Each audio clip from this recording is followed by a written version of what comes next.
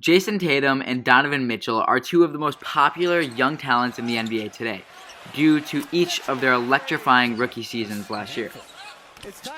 Both Tatum and Mitchell, however, had completely different journeys to the NBA. Jayson Tatum had always been the eye of the spotlight. Everyone knew he was going to be great, and I can see why. Even in middle school, he was making unbelievable highlight plays, and he had huge crowds of people just there to watch him play.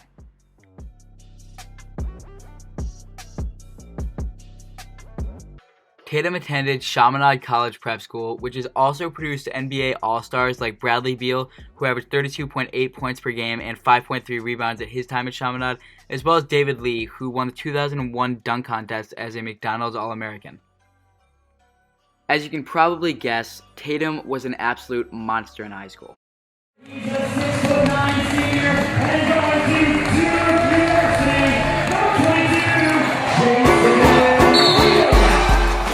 In his senior year, Tatum averaged 29.5 points per game, along with 9.1 rebounds per game, which was an unbelievably dominant season for him.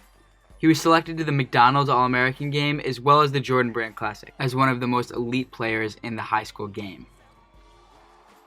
But Tatum's most memorable accomplishment in his time at Chaminade was leading his team to a state championship victory in 2016. The rebound here, Tatum. Looks like the Chiefs will let him dribble it out. The young man that has done everything you can in a high school career holds on to the ball with 8 seconds. There was only one thing missing in the resume of Jayson Tatum, and that was a state championship, and that, my friends, is no longer the case. This state championship just added to his resume, and Tatum, who was a 5-star recruit, was ranked 3rd overall on the ESPN Top 100. Everyone wanted this guy. He was 6'8", 175 pounds, could shoot the ball, could post up, and had an unbelievably high IQ for the game. But he eventually committed to Duke over other schools like North Carolina and Kentucky. Then there's the other guy in this video, Donovan Mitchell, who had a completely different background than Jayson Tatum. Mitchell graduated from high school 1 year earlier than Tatum did, but was nowhere nearly as popular. Like, at all. Baseball was actually Mitchell's main sport for a while, and he had dreams of going to the MLB, taking after his father who played professionally. He actually wears number 45 today because that was Jordan's number when he had that short stint in the MLB. But after breaking his wrist, he quickly switched his focus to basketball. So for his final 2 years of high school, he attended Brewster Academy. Mitchell led Brewster to 2 consecutive national prep championships. Mitchell's extreme hard work made him stand out among high school players, and he had begun to make a name for himself. He was a fantastic player, but he was not nearly as popular as Tatum was, and he had been ranked as a 4-star recruit, listed all the way down at 43 on the ESPN Top 100. Mitchell was a guy that scouts thought would be a good addition, but certainly not a centerpiece to a college team. He was receiving offers from schools like Iona, Cincinnati, Creighton, Florida, UConn, Wichita State, and lastly, Louisville. He eventually committed to Louisville to play under head coach Rick Pitino. Duke and Louisville, 2 of the top college basketball programs, would finally face off, and so would Tatum and Mitchell. This is where the rivalry sprouted. Before their first matchup at the collegiate level, it's important to know where each of them were in their careers. Mitchell had already been in the college basketball scene for a year. In his freshman season, he averaged 7.4 points per game, 3.4 rebounds per game, and 1.7 assists per game, shooting 25% three-point range. However, now he was in his sophomore season, and he was looking like a completely different player. He was taking more of a leadership role on his team, and he was being utilized much more, averaging 13.2 more minutes per game than his freshman season. He was now averaging 15.6 points per game, 4.9 rebounds, 2.7 assists, 2.1 steals, and improved to 35.4% from behind the arc. On the other hand, the freshman phenom at Duke was living up to expectations of his own. Tatum, who most knew was going to be a one-and-done player, was putting up just under 17 points per game, along with 7.3 rebounds per game, 2.1 assists, 1.1 blocks, all while shooting 45% from the field. Now, as 2 top teams, Louisville and Duke had always had a big rivalry, but it had really been reiterated and solidified because of the heated recent matchups, mostly due to this guy, Grayson Allen. Allen was a bit of an instigator. He played with a lot of emotion, and his on-court antics had gotten him in trouble in the past. In a 2016 matchup before Tatum, Allen infamously tripped a Louisville player right in front of Donovan Mitchell. Then, 12 days later, another scuffle broke out between Allen and some other Louisville players. So, in January of 2017, Duke and Louisville were set to face off for the first time in the new season, and there was certainly some anticipation behind this matchup. And rightfully so. Tatum and the Blue Devils were streaking, and he was averaging 17.4 points, 6.8 rebounds, 2 steals, and 1.7 blocks per game, leading the team to a 14-3 record entering the contest. But so were Mitchell and the Cardinals. Mitchell had scored at least 20 points in 3 out of his last 4 games, while averaging just over 5 rebounds and 2.2 steals per game throughout his sophomore season so far. Mitchell was the centerpiece of the team, and he had helped lead the Cardinals to a record of also 14-3. However, despite Mitchell's huge contributions and improvement from his freshman season, everyone seemed to be talking about Tatum, and Mitchell's efforts were kind of going unnoticed. And he wasn't very happy about that. So he was kind of coming into the game with a little extra fire. He wanted to make a statement, and he did just that. He has been off the charts. Counted in a foul. Great play between Deng Adele and Donovan Mitchell. This is Snyder. Mitchell dropped 15 points, along with 5 rebounds and 3 assists, while shooting 50% from the field. Tatum, on the other hand, struggled. The Cardinals' defensive pressure held him to make just 3 out of his 11 shot attempts, as he shot an abysmal 27.3%. Louisville upset Duke, winning 78-69.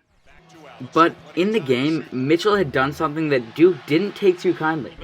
While diving for a loose ball, Mitchell and Allen got tangled up, and while getting up, Mitchell added a hard slap on the face of Grayson Allen, who's a very slappable person, I might add. Now, this altercation ended up being a funny event for the two, as they would later become teammates for the Utah Jazz, and Allen would regard the event as a good competitive battle. Anyways, after this game, the hype started to turn towards Mitchell, and people were beginning to open their eyes to this underrated Louisville guard. And after this game, Mitchell did not slow down whatsoever. In fact, he continued to go on a scoring frenzy, averaging 19.2 points per game on 47.2% shooting.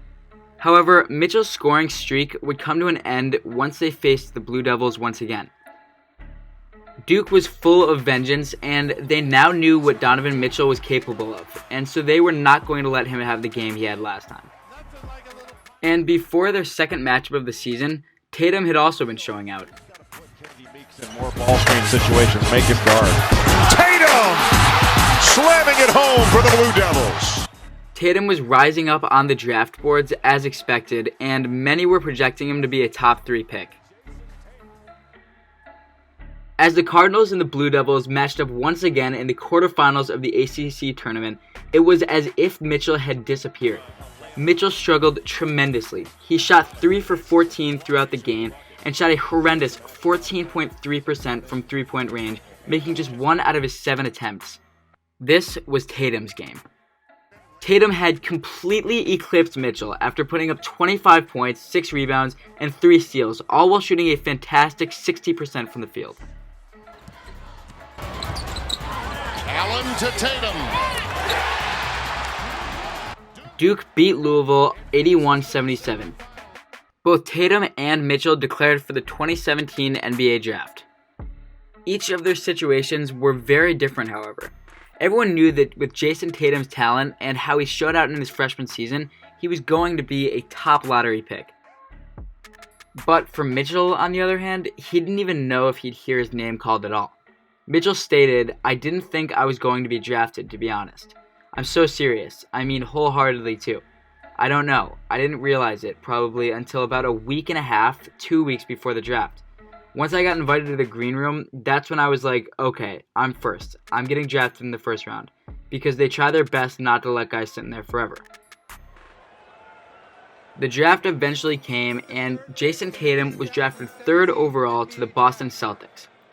The Celtics had placed first in the Eastern Conference this season before with a record of 53-29. They lost in the Eastern Conference Finals to who other than LeBron, and they would later acquire Kyrie Irving in a trade that would make the Celtics roster one of the best in the NBA. 10 picks later, the Denver Nuggets drafted Donovan Mitchell with the 13th overall pick, and then immediately traded him to the Utah Jazz. The Jazz had placed 5th in the Western Conference the previous season, and they had barely made it out of the first round just to get swept by the championship Golden State Warriors in the second round. They would later lose their franchise player Gordon Hayward to the Celtics, and had low expectations going into the season, possibly even seeking a rebuild for the organization. What's important to take away from this draft night, however, is that once again, all eyes were on Tatum, and how he was going to be a huge addition to the already talented Celtics team. While Mitchell, he would just be another piece to a recovering post-Hayward Utah Jazz. But people's perceptions of these two players would quickly change. It was time for Summer League basketball.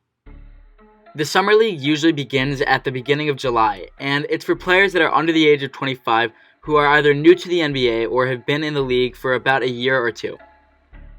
Many people were excited to see Markelle Fultz when he had a jump shot, as well as the GOAT, Lonzo Ball, Tatum, Josh Jackson, De'Aaron Fox, Dennis Smith Jr., and more.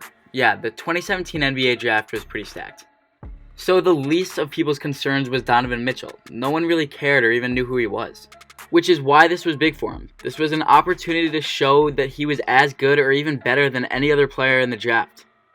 And what's a better opportunity to prove your worthiness than to go against your ultimate college rival? That's right, it was Utah versus Boston. And all attention was on Tatum, who had been absolutely dominating the Summer League so far. Mitchell came into this game with confidence. He wanted to prove that he was the best, and that he could go against the best. Despite playing different positions, Tatum and Mitchell guarded each other the whole game. According to an article from Sporting News, Mitchell specifically requested to guard Tatum throughout the entire contest. Bringing their college rivalry to the pros, Mitchell absolutely cooked Tatum in a crazy sequence of events that completely embarrassed him. With just under 5 minutes to go, it was tied at 60 in this surprisingly good Summer League game. The Celtics put the ball in the hands of its best player, Tatum, hoping that he could make something happen with the shot clock winding down. But Mitchell was not backing down as he poked the ball free. Tatum lost the handle, picks it up. Mitchell's on him. Oh, what a steal. Got it back. They got a foul at midcourt. And a little stare down. Oh, baby. Number 3 against number 13. Welcome, folks, to the NBA. Tatum was clearly frustrated, and Mitchell was feeding off of it. He walked towards Tatum and stared him down, and Tatum didn't back off. Mitchell just turned around laughing. He was having fun with it, and everyone was loving it. I'd say that put a little fuel on the fire. Got the fans wrong. On the very next play, Mitchell had an isolation with Tatum, where he, just watch. Julian Wright, Mitchell, Tatum, one-on-one, the spinner, inside and the hammer, Julian Wright from Donovan Mitchell, and Tatum was on his backside. I like summer basketball. Mitchell put Tatum on his backside. So yeah, Mitchell had started to make a name for himself, and he was belittling the number 3 pick, who no one dared to mess with. The Jazz ended up winning the game, but the media was going crazy about how Donovan Mitchell humiliated the Jayson Tatum, and so was social media. Mitchell said after the game, it all kind of happened so fast, but it was just in the flow of the game, and it was definitely a spark. I just wanted to make my presence felt. Mitchell later said that it was a fun game, and that Tatum was a very tough competitor, and he admired Tatum for his all-around skill set. Both Mitchell and Tatum entered the regular season and were playing very well for each of their teams respectively. In their first regular season matchup against each other, Mitchell put up 17, 5, and 9 in 37 minutes of play, while Tatum put up 7 and 4 in his 26 minutes of play. The Jazz ended up winning 107-95, and in terms of each of their individual performances, it wasn't that important because Tatum was on a much deeper Celtics roster, and each of their situations were very different. What is important to take away, however, is that Mitchell and Tatum were being looked at as equals now, as they were both contenders for the Rookie of the Year award. Nice pass. Tatum was playing a big role for the Celtics because of their injury-prone roster, and was a huge part of Boston's regular season success. Mitchell, on the other hand, led Utah as a rookie, making them a huge threat to other teams, which completely exceeded people's expectations. Mitchell also won the dunk contest, showing off his high-flying ability. Soon he was one of the most popular players in the NBA. With just 2 weeks left in the regular season, Tatum and Mitchell faced off again. Utah fighting just to get in the playoffs, and a big reason the Jazz are even in this position is rookie Donovan Mitchell. Over the last 2 months, the Jazz with the second best record in the NBA. Jayson Tatum and the Boston Celtics firmly entrenched in the 2 spot in the East, but still an outside chance at catching Toronto. The matchup between the two rookies was highly anticipated, as this was a crucial game for both teams. Steal by Mitchell, and the rejection by Tatum, and they're going to count the basket. Mitchell and Tatum guarded each other for the majority of the game, as it was like a boxing match. They were going back and forth, taking punches right after each other. Mitchell put up 22 points and 6 assists, but it was Tatum's clutch baskets down the stretch that made him win this matchup. He ended off the game with 16 points, 2 blocks, and 2 steals. The Celtics got the 97-94 win. In the playoffs, both Tatum and Mitchell excelled individually. Mitchell scored 55 points in his first 2 playoff games, breaking Michael Jordan's record of 53. He led the Jazz to beat the Thunder Big Three of Russell Westbrook, Paul George, and Carmelo Anthony in 6 games, in which he scored 38 in the last one. Is so soft as he comes up. They then lost to the Houston Rockets in 5 games, but Mitchell did have his sick dunk. Mitchell into a rebound. Tatum was also exceptional in the playoffs. In the absence of Gordon Hayward and Kyrie Irving, Tatum stepped up to the plate and led the Celtics. Good defense. Little knock away and off they go. Throughout the postseason, Tatum averaged 18.5 points, 4.4 rebounds, and 2.7 assists. He also had one of the nastiest dunks in NBA history, throwing it down on King James, who no one dunks on. Tatum drives down and throws it down! Wow! This was probably one of the best moments of my life. Anyways, as the postseason went on, Donovan Mitchell actually sent out a tweet admiring Tatum, showing that there was nothing too serious between the two. Many people didn't really think about the rivalry in comparison between Mitchell and Tatum because the focus was instead on comparing each of them to Ben Simmons, another quote-unquote rookie who was competing for the award with them. He wasn't a rookie, by the way.